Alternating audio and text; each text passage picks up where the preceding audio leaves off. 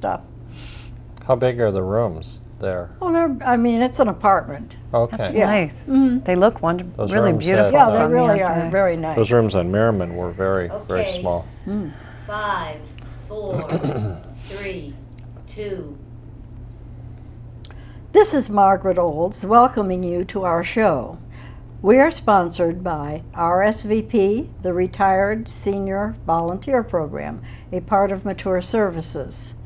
A kaleidoscope, according to the dictionary, offers a constantly changing group of bright objects. This is what we hope to achieve with these programs, highlighting interesting organizations, activities, and people in our viewing area. After these messages, we'll be right back to meet our guests. Great, perfect. Ah, Monday, we had to keep doing it like 5 times before. Poor We're not done yet. She We're not done yet. coming up on the middle camera. 5, 4, 3, 2.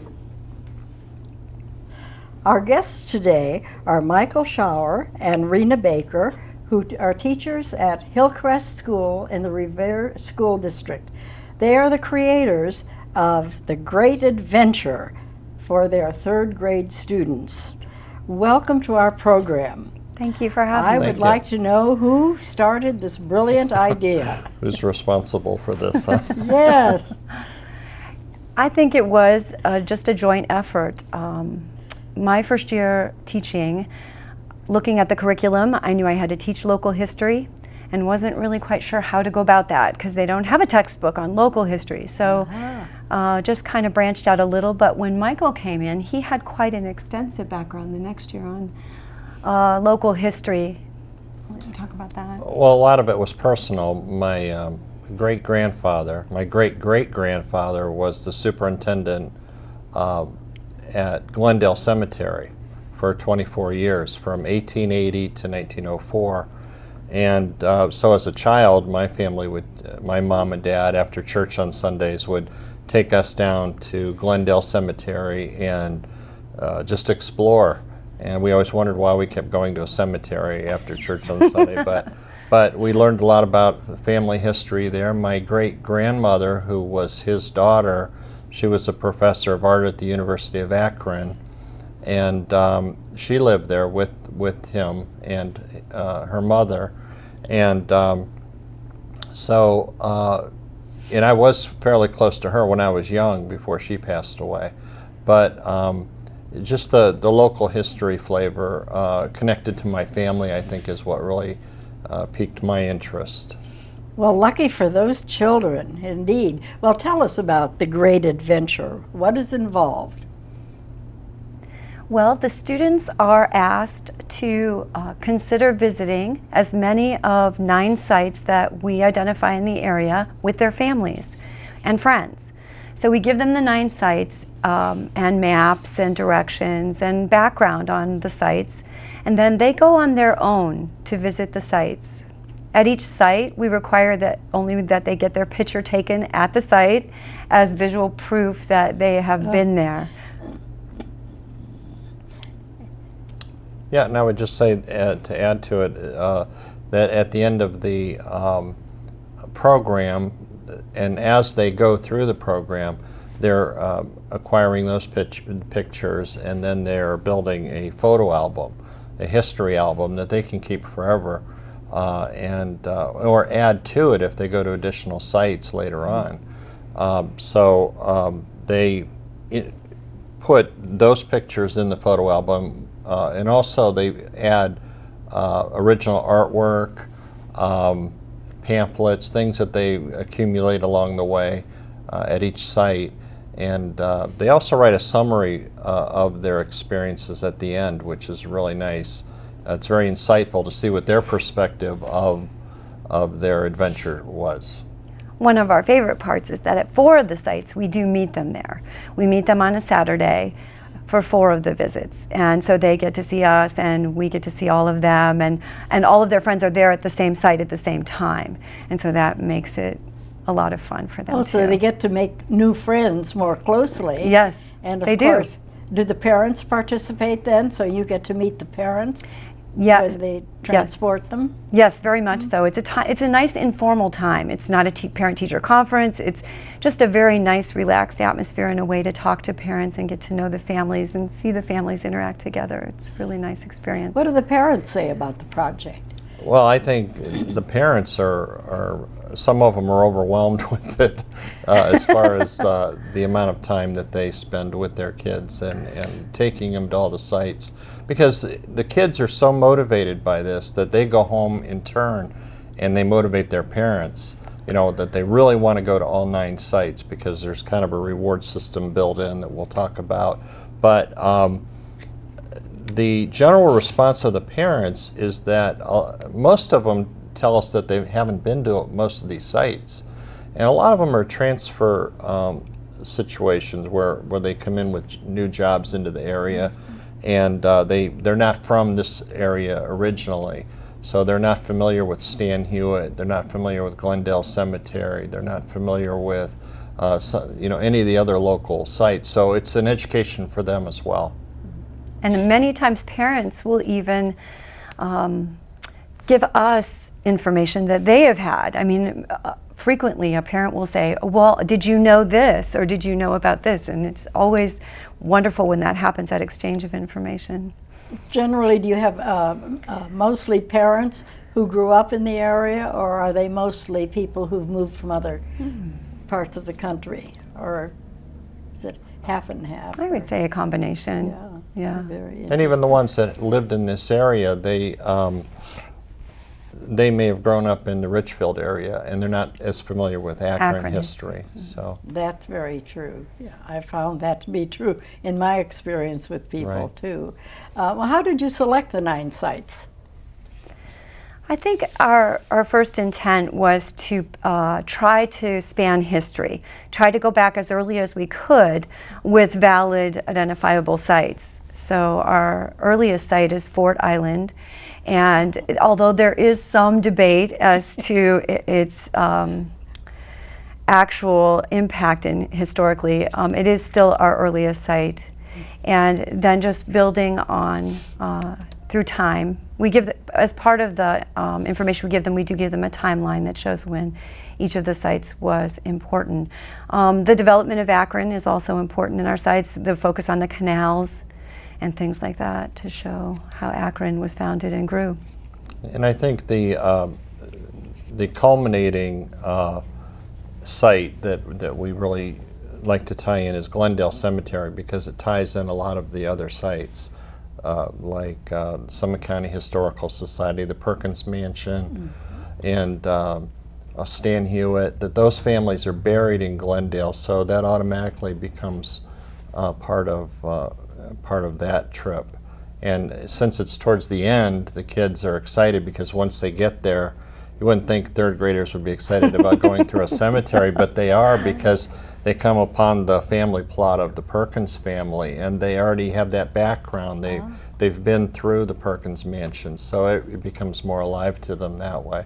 And also I like to tie in my family history there and tell them stories about, you know, when my great-grandmother lived there, and stories like when she lived in that house, in the caretaker's house, she would start to date young gentlemen, and in an age, when young ladies do that back then, and but she would tell them that they had to come through the cemetery at night in order to pick them up in the carriage, and if they weren't willing to do that, then she wouldn't go out with them. So they had to pass a test of courage and bravery, I think. And I think that's something that's really important, is that's what history is, stories. It is, the dates are important to give you a framework, but it is really stories, and that's what we really try to catch the kids' imagination with, is the stories. And Glendale is especially a real history of Akron because of all the people that were there. And of course, people used to go there on Sunday afternoons, as you did in your childhood. That was a nice green space out of the city. What other places have you gone besides Glendale? And what about I remember seeing in the picture, We do have them go to Stan Hewitt. We meet them at Stan Hewitt. We meet them at the Summit County Historical Society, the Perkins Mansion, and the John Brown House. We also meet them at a site called Mary Campbell's Cave or Kitchen in the Gorge Park system. And then, of course, Glendale Cemetery. Some of the ones they go to on their own, the Canal Visitor Center, that's probably our furthest away site from where our students live. And then some of the easy ones, the Signal Tree in the Valley, the Portage Indian. Did I forget any? I don't know.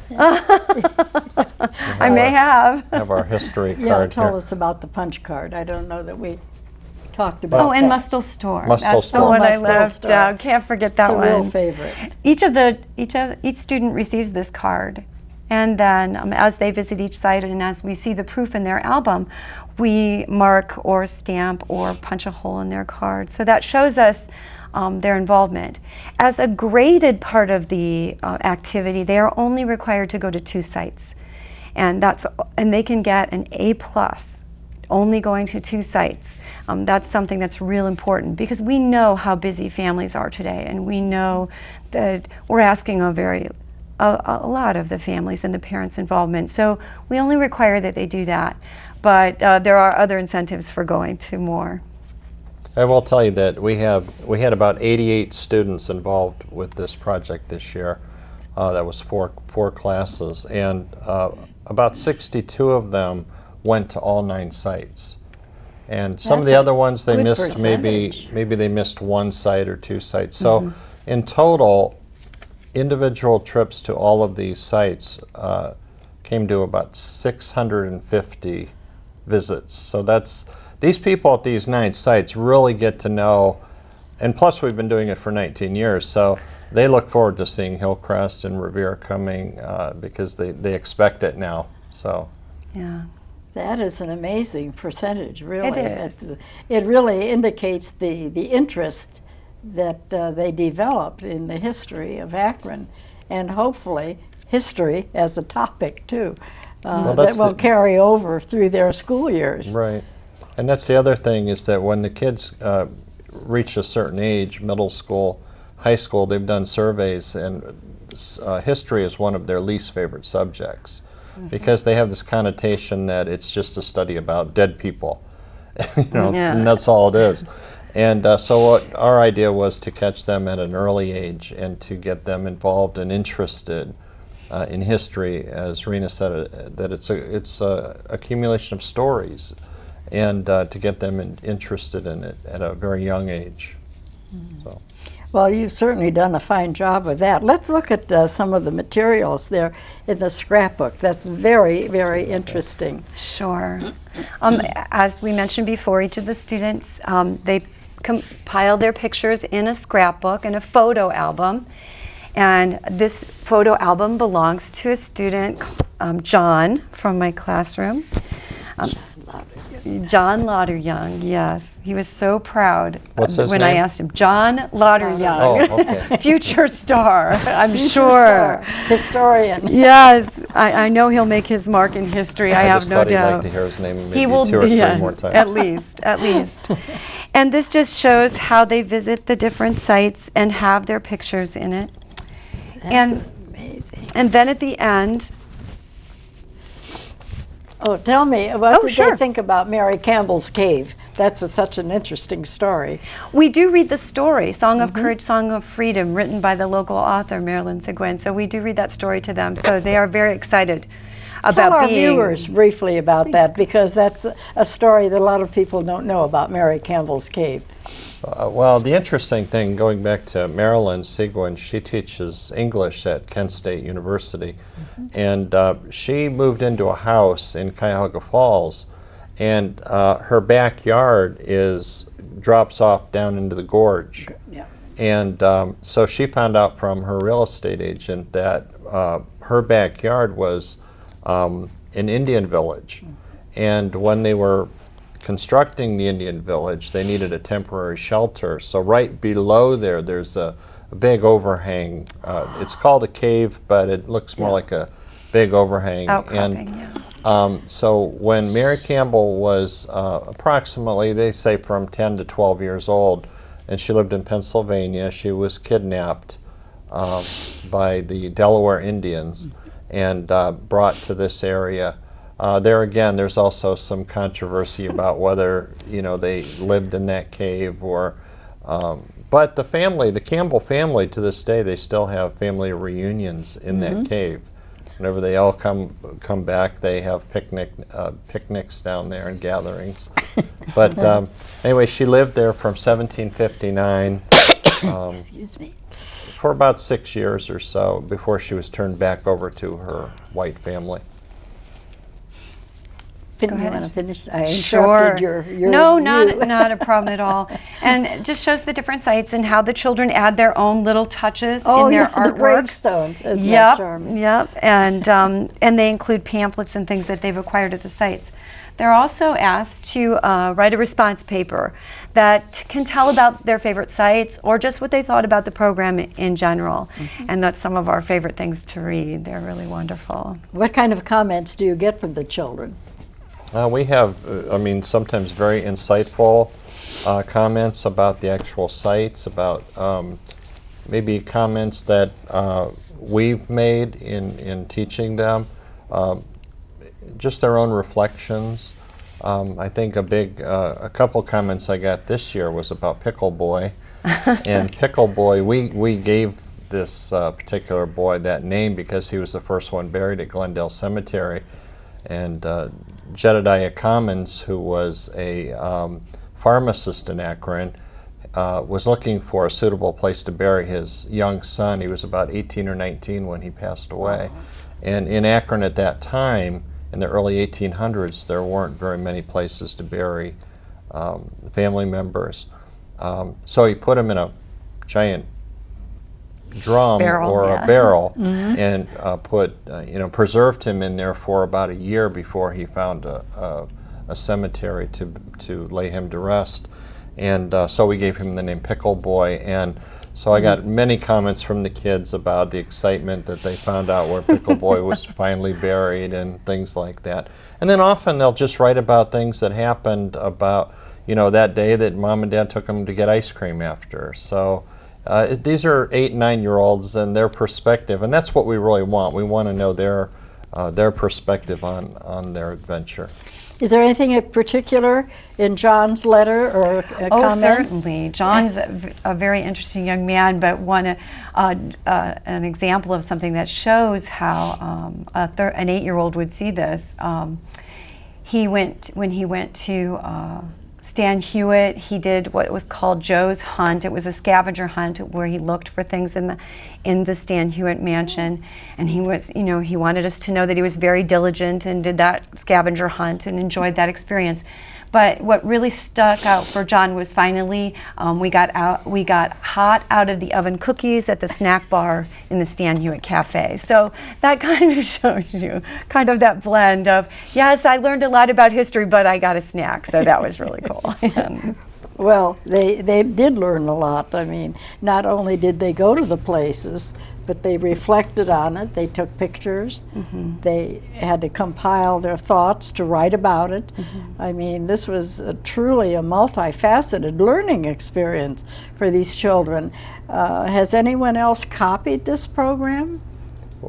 I did find out that there were a couple schools that copied it, and we don't mind in the Not least because that means more kids, you know, get involved with history. But one year I had a student in my class whose mother taught at another school in Akron, and so we were on our regular visits one Saturday, and I noticed this one girl who wasn't a part of our group, and I asked her what school she goes to, and she told me, and I said, "Oh, that's interesting. Do you have a history program there?" And she says, "Oh, yes. We go to 9 history sites." And I said, "Boy, that sounds awful familiar." So this mother took that idea that her son had gone through, and she implemented it in her curriculum, which was great. It's wonderful. Yeah. Have you gone to any gatherings of teachers elsewhere where you have made a presentation about this project? Or No, you know, we've often talked about how it might be something that we might want to do later on, have a workshop where we would, during the summer, take teachers to these sites and let them, learn about them, and maybe encourage them to do that. But we haven't done that yet. No. No. Too busy. Yes, indeed. What about some of the other children? We've heard about John's program. What did he think about? What did some of the other students have to say about it? Did they find it exciting, or? They really do. They love going with their friends, experiencing, being able to be with their teachers on a weekend. I've had students who told me, I've seen you almost every day this week, and that's just a thrill when you're 8 or 9, I guess, and high school maybe not so much. But they really do like the program. And at the end of the programs, a lot of children will say, gee, I'm sad it's over. So we give them a list of other sites that they can maybe visit in the summer, things that aren't accessible to us as a larger group, or things that aren't open during the school year, and even things that are a one-tank trip per se, to go drive a couple hours outside of town and see things. So we try to encourage them that way. Nobody said, this was the most boring thing I've ever done. Well, we've had a few We've had a complaints couple, sure. over the years from parents. I think really? I've even, rumor has it that a couple parents have requested that their children are not in our class because of all the work. Oh. And I understand that too, But that's clearly the minority. Yeah. Probably pretty rare. This kind of dispels the rumor that teachers only teach 9 months of the year and Yes. have their summers Exactly. off, have their weekends off, Right. doesn't it? Yeah. Right, exactly. Well, did you, when you compiled all this, tell me about the ribbons too. I don't think we Sure. talked about the ribbons in connection with their visits. Well, there are different levels that they can achieve based on how many sites they visit. And so I don't know if you want to go ahead and talk Sure. about the different levels. We have 5 levels. There are 5 different colors, and we start off with the white ribbon, and that would be a settler. And the names do have significance to them. So the settler ribbon would be given to the child who goes to 2 sites, and sometimes I assume they might want to do better, but because of family situations, this is all they can do, and that's fine. But they still get their A for the project, and as long as they, do their photo album with the 2 sites and write a summary.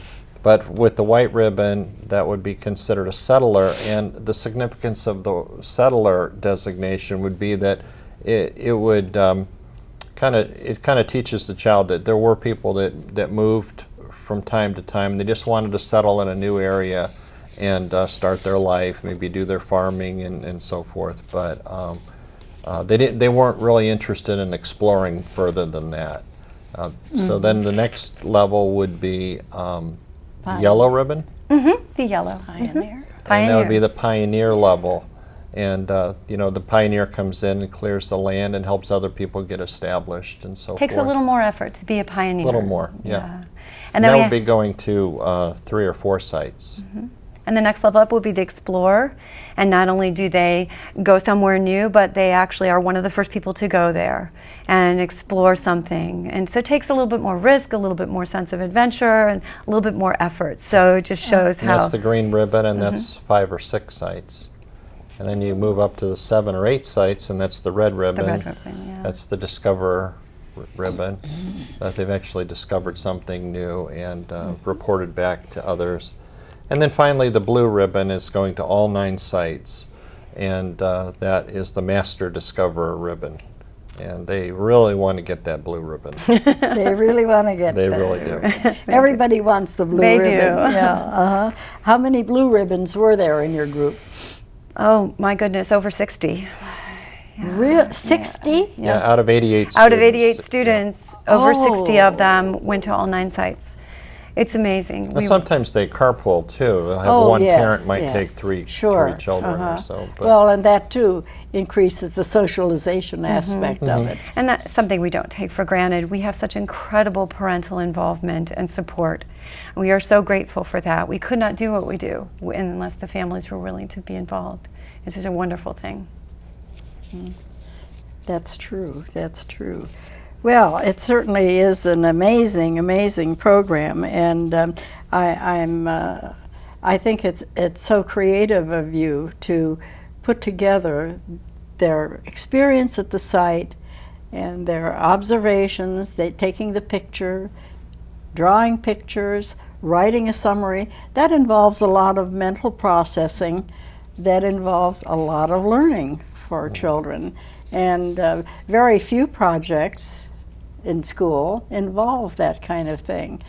And I think you've really, really done a fine job. And you've done this again for how long?